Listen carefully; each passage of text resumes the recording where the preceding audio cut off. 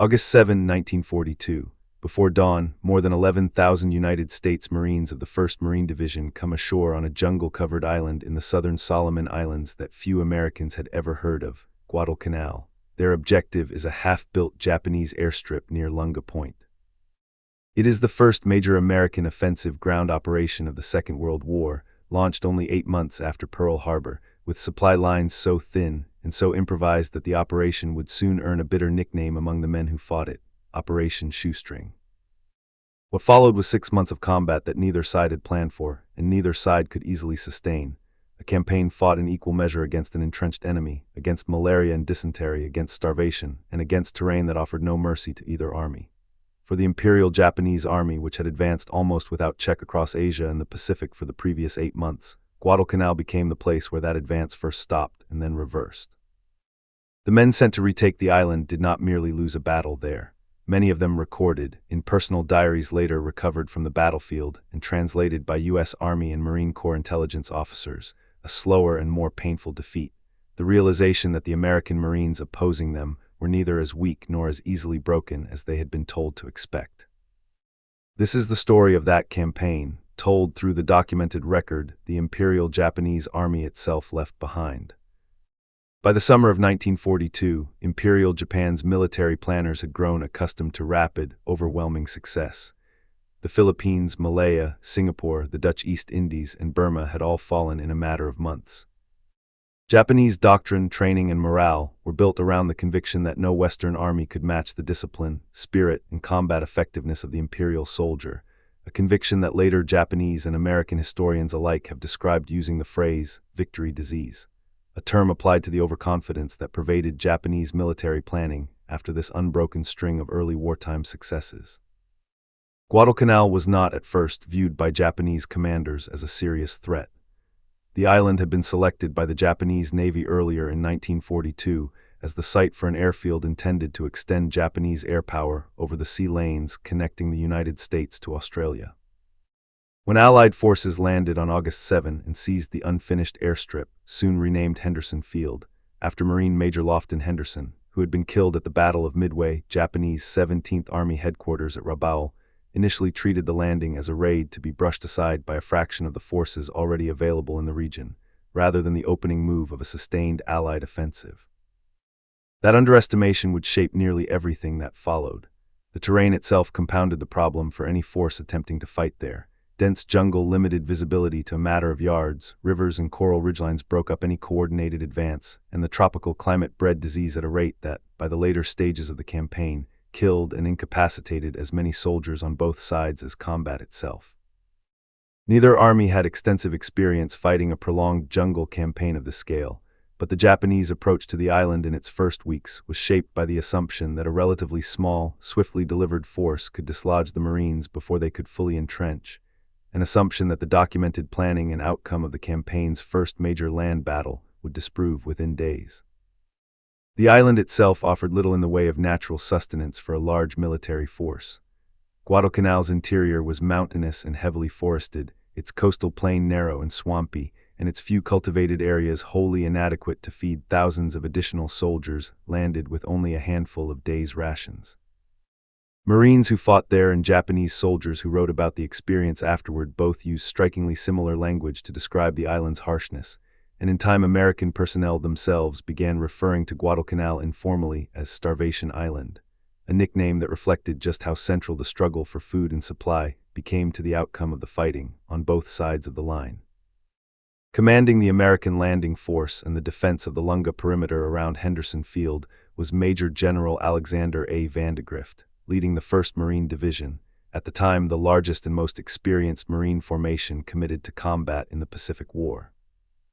Vandegrift's Marines, reinforced over the following months by additional Marine and later Army units, were tasked with holding a narrow beachhead against repeated, escalating Japanese counterattacks while enduring chronic shortages of food, medical supplies, and air cover, particularly after the U.S.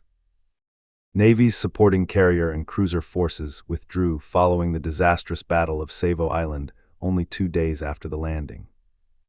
That naval defeat, in which 4 Allied cruisers were sunk in a single night action off the island's coast, left the Marines ashore without the naval gunfire and air cover originally planned to support them.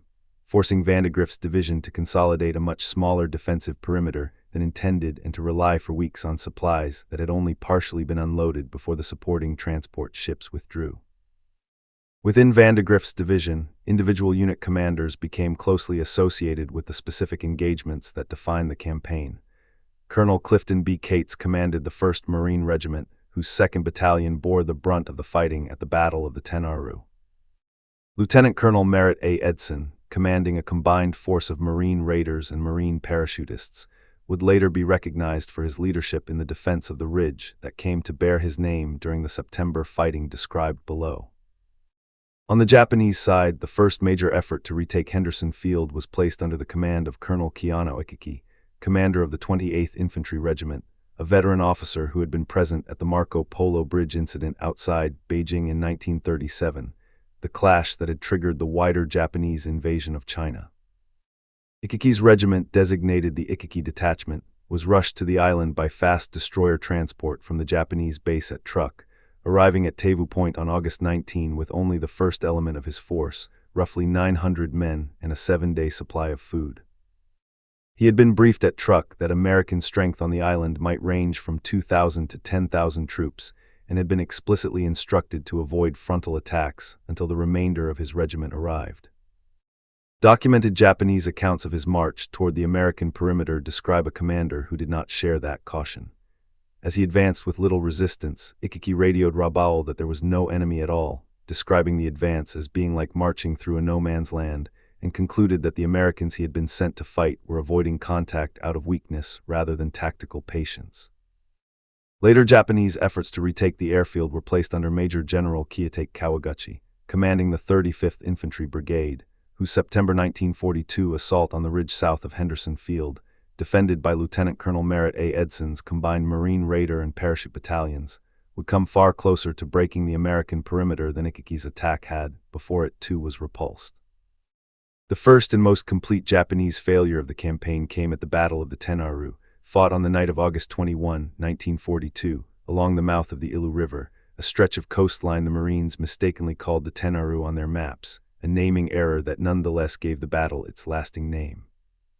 Colonel Ikiki, convinced by the ease of his approach march that American resistance would collapse quickly, ordered a night frontal assault directly into the most heavily defended sector of the Marine perimeter, a position covered by machine guns, artillery, and at first light, by canister fire from 37 anti-tank guns firing directly into the massed Japanese ranks crossing a sandbar at the river mouth.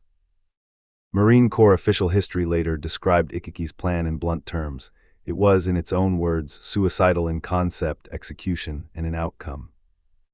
The results were catastrophic for the Japanese force. Of the roughly 917 men in Ikiki's first element, all but 128 were killed in a matter of hours. Marines who had helped bury the Japanese dead described a beach littered with bodies the following morning, victims of concentrated defensive fire from a position Ikiki had been specifically warned to avoid attacking head-on. When the survivors radioed Rabaul that the detachment had been almost annihilated short of the airfield, senior Japanese officers who had known Ikiki personally initially refused to believe the report, assuming it had to be some kind of error or exaggeration. A documented reaction that itself reveals how deeply the Japanese command underestimated the Marine defense before the battle, and how difficult it was for that command to accept the scale of the defeat afterward. Colonel Ikiki himself died in the battle, either killed in the fighting or by his own hand immediately afterward. Accounts differ on the precise circumstances, but not on the outcome. Rather than reassessing the strength of the American position, Japanese 17th Army Headquarters responded to the disaster at the Tenaru by committing a larger force under General Kawaguchi roughly 3 weeks later. That attack, aimed at the ridge later remembered by the Marines as Bloody Ridge or Edson's Ridge, came significantly closer to breaking through to Henderson Field than Ikiki's assault had, but it too was ultimately repulsed after 2 nights of close, often hand-to-hand fighting, at a further heavy cost in Japanese casualties. 2 major, well-prepared attacks by veteran Japanese infantry had now failed to dislodge a Marine division that Japanese planners had originally expected to overcome with a fraction of the force actually required. The pattern established at the Tenaru was, in a real sense, a preview of the broader command failure that would define the entire Japanese effort on Guadalcanal. Japanese intelligence assessments of American troop strength on the island were consistently too low, based in part on aerial reconnaissance that failed to detect the true scale of the Marine buildup, and in part on a deeper doctrinal assumption, carried over from the string of easy victories earlier in 1942, that American and other Western troops lacked the discipline and fighting spirit to hold a defended position against a determined Japanese assault. That assumption had held, more or less, against poorly prepared colonial garrisons in Malaya and the Philippines. It did not hold against a fully manned, well-armed Marine division defending prepared positions with interlocking machine gun and artillery fire, and the gap between Japanese expectation and battlefield reality widened with each successive attack rather than narrowing. There was no single dramatic technological or tactical innovation that broke the Japanese position on Guadalcanal, in the way that term is often used in more conventional military-industrial histories. What functioned as the breakthrough from the American side was the successful defense and steady reinforcement of the Lunga perimeter and Henderson Field itself, combined with the sustained operation of Marine and Navy aircraft flying from that airfield, aircraft that by late 1942 were able to attack Japanese troop and supply convoys attempting to reach the island by sea, a slow-moving resupply effort that became known among Allied personnel as the Tokyo Express. The documented mechanism by which this shifted the balance of the campaign was logistical rather than purely tactical. Every Japanese attempt to reinforce and resupply the growing garrison on Guadalcanal had to run a gauntlet of American air and naval power based at Henderson Field, which grew stronger with each passing month as additional aircraft, fuel, and ground crews were flown or shipped in. Japanese destroyers making the express runs down the slot, the channel running through the central Solomon Islands, could deliver troops and some supplies under cover of darkness, but could rarely deliver the volume of food, ammunition, and heavy equipment that a sustained ground campaign required. Japanese soldiers landed on the island in the weeks after Ikaki's and Kawaguchi's failed attacks arrived, in many documented cases, with only a handful of days' rations, expecting either a quick victory or prompt resupply. Neither materialized in the quantities needed. The consequence, recorded in captured Japanese diaries, translated by U.S. Army and Marine Corps Nisei linguists attached to intelligence sections in the Pacific, was a Japanese force on Guadalcanal that began to starve even as it continued to hold ground against the Marine perimeter. Diary entries recovered from Japanese dead and prisoners describe soldiers surviving on grass, roots, and coconuts as supply convoys failed to arrive, and describe sickness, malaria, and dysentery chief among them, spreading through units faster than replacements could be found.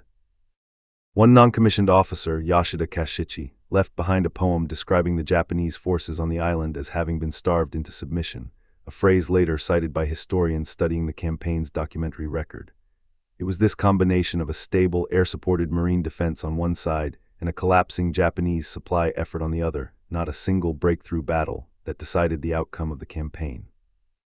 The diaries recovered from Guadalcanal also document how ordinary Japanese soldiers experienced the psychological weight of prolonged, unwinnable combat against a Marine perimeter that would not break.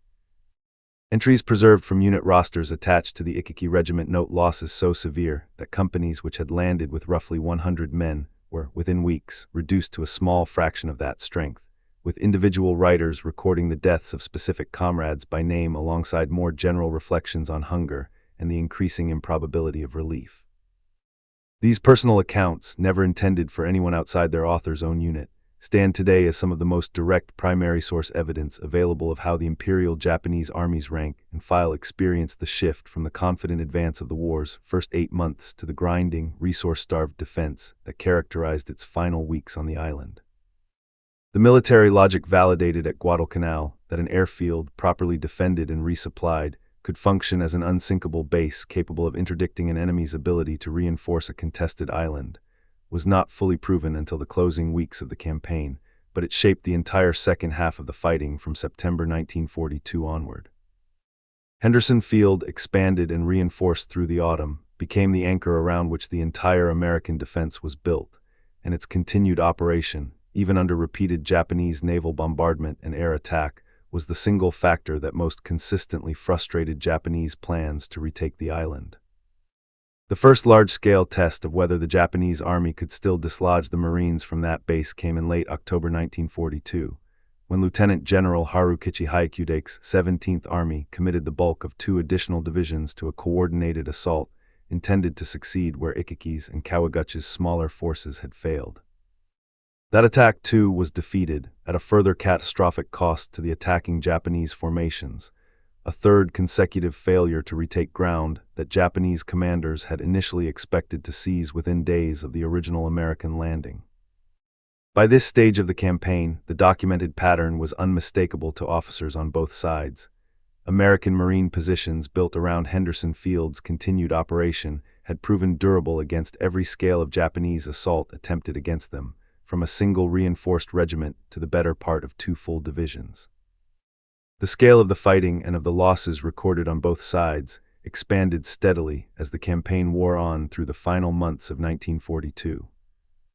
Naval engagements fought in the waters around Guadalcanal, including the Battle of Savo Island, the Battle of Cape Esperance, the Naval Battle of Guadalcanal, and the Battle of Tassafaronga, involved in total almost as many ships and sailors as the land campaign involved soldiers and Marines, reflecting how completely the fight for a single jungle airfield had drawn in the full naval and air resources of both empires. Contemporary and later historical accounts describe the campaign as involving, across all services and both sides combined, close to 1 million personnel over its full 6-month duration, even though the number of men fighting on Guadalcanal itself at any given moment was far smaller. For the Japanese army specifically, the scale of commitment to Guadalcanal grew directly in proportion to the scale of each preceding failure.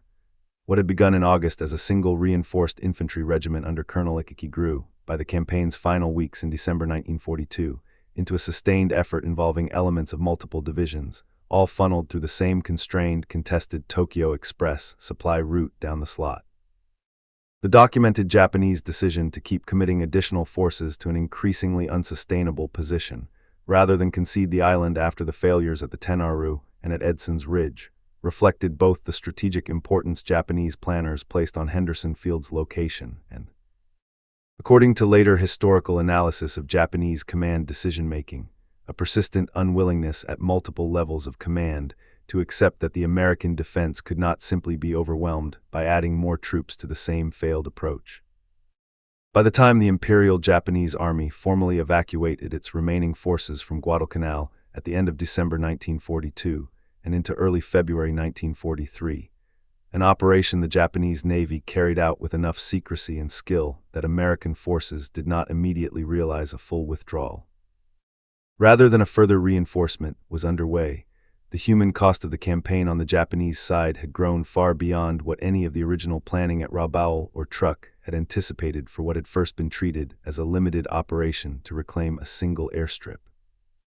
Estimates compiled by historians in the decades since placed total Japanese losses on Guadalcanal, from combat, disease, and starvation combined, in the range of over 20,000 dead, a figure that dwarfs the roughly 900-man force Colonel Ikiki had originally been sent to retake the island within August, and that reflects just how far the scale of Japanese commitment expanded as each successive attempt to dislodge the Marines failed. American losses on the island, while also severe and compounded heavily by malaria and other tropical disease among the roughly 60,000 U.S. personnel who rotated through the campaign, were substantially lower in comparison, a disparity that later analysts have attributed directly to the advantage Henderson Field's continued operation gave the defending Marine and Army forces in terms of both firepower and, critically, sustained resupply. The wider military impact of the Guadalcanal campaign is difficult to overstate. Together with the American naval victory at Midway 2 months earlier, the successful defense of Guadalcanal marked the point at which Japanese expansion across the Pacific was stopped and then reversed, shifting the strategic initiative in the Pacific War to the United States and its allies for the remainder of the conflict. The campaign also validated, at enormous cost, the island-hopping logic of using contested, air-capable bases as the fulcrum of a wider offensive, a template that would shape nearly every major Allied Pacific campaign that followed, from the Solomons through the Central Pacific to Okinawa. For the men of the 1st Marine Division themselves, the human cost of holding that position was severe, driven as much by disease as by combat. Malaria alone incapacitated a substantial share of the division's strength by the time it was finally relieved and withdrawn from the island in December 1942, a toll documented in the division's own after-action and medical records. The condition of the Marines who came off Guadalcanal, physically depleted by months of inadequate food, chronic illness, and continuous combat stress, became, in the words of later historians of the campaign, its own kind of documented testimony to what holding that perimeter had actually cost, even in victory. The documented Japanese record of the campaign, soldiers' diaries recovered from the dead and from prisoners, translated in real time by Army and Marine Corps intelligence sections, and studied by historians in the decades since, provides one of the most direct, contemporaneous windows available into how an imperial Japanese army that had entered the war convinced of its own invincibility experienced its first sustained land defeat. Diary entries describing starvation, disease, and the collapse of supply, written by soldiers with no expectation that an enemy intelligence officer would ever read their private thoughts, remain a primary source historians continue to draw on for understanding the internal experience of the Japanese army during this turning point of the Pacific War. Beyond the immediate military outcome, the Guadalcanal campaign also had a documented economic and industrial impact on Japan's ability to continue the wider war. The loss of an entire regiment at the Tenaru, a further division-strength force at Bloody Ridge, and the bulk of 2 additional divisions in the October fighting represented a drain of trained manpower, shipping, and equipment that Japan's more limited industrial base found far harder to replace than the United States could replace its own, comparatively lighter, losses on the island. Japanese destroyers and transports sunk or damaged running the Tokyo Express supply route represented a further compounding cost, one that historians studying Japan's overall wartime shipping losses have identified as part of a broader pattern in which the Solomon Islands campaign steadily eroded Japan's capacity to sustain simultaneous operations elsewhere in the Pacific. Guadalcanal's legacy within the United States Marine Corps has proven durable and continuous. The 1st Marine Division carries its Guadalcanal service as part of its official lineage and unit heritage to this day, and the campaign remains a fixture of professional military education within the Marine Corps as a case study in defending a contested lodgment against a materially and numerically significant enemy under conditions of severe logistical strain. The battle at the Tenaru, in particular, is studied specifically for what it demonstrates about the dangers of underestimating a defended position, a lesson drawn directly from Colonel Ikeki's own documented decision-making before his detachment's destruction. On the Japanese side, the diaries and letters recovered from Guadalcanal have become part of a broader body of wartime Japanese personal writing that historians, including specialists in Japanese-language military history working from original archival sources, have studied extensively in the decades since the war. Both for what they reveal about the physical experience of the campaign and for what they reveal about the psychological strain of reconciling wartime indoctrination with the daily reality of hunger, disease, and defeat. Post-war Japanese military histories and veterans' accounts have likewise treated Guadalcanal as a watershed, frequently identified alongside Midway as the point at which the trajectory of the Pacific War turned decisively against Japan. The physical and documentary record of the campaign continues to be preserved and studied today. Battlefield sites on Guadalcanal, including the ground near the Ilu River associated with the Tenaru fighting, have been marked with memorials by both Japanese and American veterans organizations in the decades since the war, and translated Japanese diaries from the campaign continue to be published. Cited and analyzed by military historians as primary source material, a body of documentation that has only grown more accessible as archives in both countries have opened their wartime intelligence translation records to researchers. Modern scholarship on the Guadalcanal campaign has increasingly drawn on this Japanese-language documentary record specifically, moving beyond the largely American-sourced accounts that dominated earlier popular histories of the battle.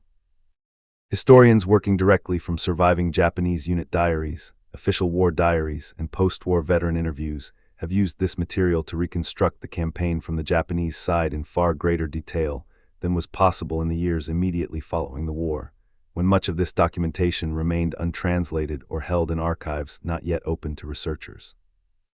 This ongoing work has, if anything, reinforced rather than revised the basic picture that emerged from the wartime translations. A Japanese military establishment that entered the campaign expecting a quick victory and left it having suffered a defeat whose scale its own soldiers recorded, in real time, in language of hunger, loss, and the collapse of expectations built up over the preceding 8 months of the war. The problem the United States Marine Corps faced on the morning of August 7, 1942, was straightforward to state and extraordinarily difficult to solve. Seize and hold a contested airfield deep in enemy-controlled territory, with thin supply lines, uncertain naval support, and no guarantee that reinforcement would arrive faster than the enemy's own. The Imperial Japanese armies repeated, escalating attempts to dislodge the 1st Marine Division from that position, at the Tenaru at Edson's Ridge, and in the general offensive of late October 1942, represent in their sheer persistence a form of documented recognition of how seriously Japanese commanders regarded the threat that airfield posed, even as each individual assessment of the Marines' actual strength and resolve proved, again and again, to be badly mistaken. What Japanese soldiers wrote about that experience in diaries never intended for American eyes describes a campaign that did not go the way their pre-war training had told them war against a Western army would go. No quick collapse of enemy morale, no easy victory over a supposedly inferior opponent, but instead a slow, grinding defeat driven as much by starvation and disease as by combat itself. That written record, recovered from the jungle floor of a small Pacific island and translated word by American intelligence officers, remains one of the most direct and human sources historians have for understanding how the tide of the Pacific War began, in the second half of 1942, to turn. The final striking feature of that record is its ordinariness. The men who wrote these diaries were not, for the most part, senior officers reflecting on grand strategy. They were riflemen, non-commissioned officers, and junior lieutenants recording the small, immediate facts of their own survival, how much rice remained, which comrades had died of fever overnight, how far the next resupply convoy might be. It is precisely because these documents were never written for anyone but their authors that they carry the weight they do today. An unfiltered, contemporaneous account of what it meant to be a soldier of an army that had expected easy victory, discovering instead, one entry at a time, that the Marines dug in around Henderson Field were not going to be the pushover Imperial Japanese planning had assumed them to be.